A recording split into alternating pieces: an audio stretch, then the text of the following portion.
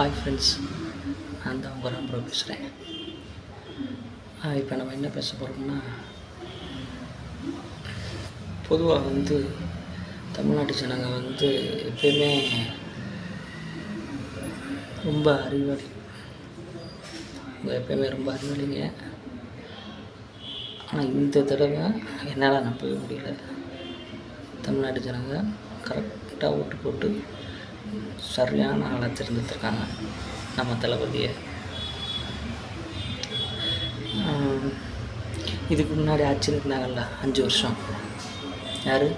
DMK, திமுக friend. எவ்வளோதான் குளிர்ச்சாயின்னு தெரில. தளபதி ஒருத்தனாக தூக்குறாருப்பா, ஒருத்தனாக தூக்கிட்டு இருக்காரு தளபதி. இன்னும் லிஸ்ட்டு இருக்குது, நிறையா இருக்குது, வரும் இனிமேல் லிஸ்ட்டு நிறையா இருக்குது, வரும். அதனால் கொஞ்சம் பார்த்து இருந்துக்குங்க.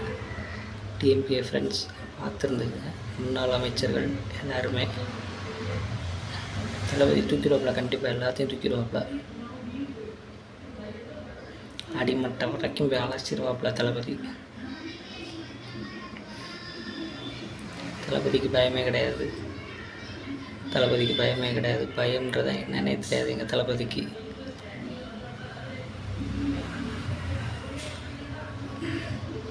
ஆறு மாதத்தில் ஆட்சி முடிஞ்சிடும். இவங்க என்ன கணக்கில் சொல்கிறாங்க?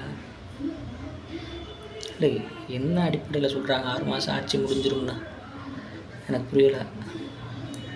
இல்லை வேறு எதுவும் உள்வேலை பார்க்குறாங்களா?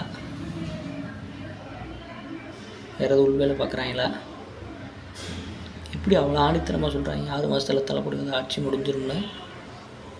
6 மாதம் இல்லைடா, இன்னும் 10 வருஷத்துக்கு தளபதி ஆட்சி தான்.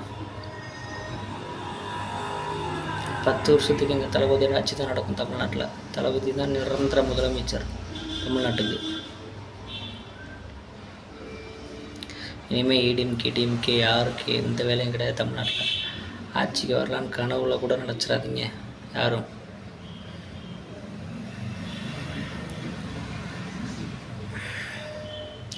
நம்ம இப்போ தளபதிக்கு பக்கபலமாக சப்போர்ட்டாக இருக்கணும் ஃப்ரெண்ட்ஸ்.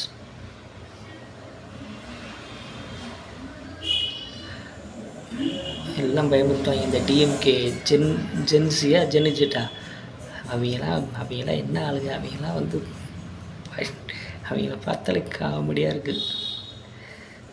இப்படிதான் இப்படின்றது, அப்புறம் இப்படின்றது, பிள்ளை மெண்டல் பிள்ளை.